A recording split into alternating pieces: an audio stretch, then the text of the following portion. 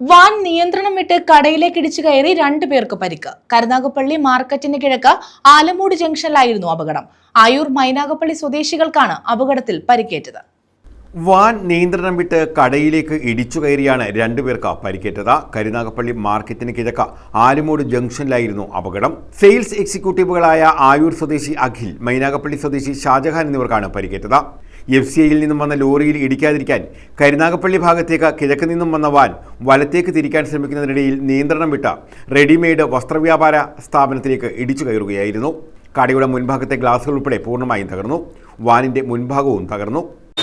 വണ്ടി കിഴക്കുന്ന ഇവിടുന്ന് വടക്ക് ഭാഗത്തുനിന്ന് ഒരു FCIയുടെ ഒരു ലോറി ടേൺ ചെയ്ത് ഇങ്ങോട്ട് വന്നപ്പോൾ പുള്ളി കൺട്രോൾ കിട്ടിയിട്ടുണ്ട്. എന്തോ പുള്ളി പറയുന്നത് വെയിലെങ്ങാണ്ട് അടിച്ച കൂട്ടത്തിൽ ഈ വണ്ടിയോട് വന്നപ്പോൾ കൺട്രോൾ തെറ്റി ആക്സിലേറ്റർ ചവിട്ടി.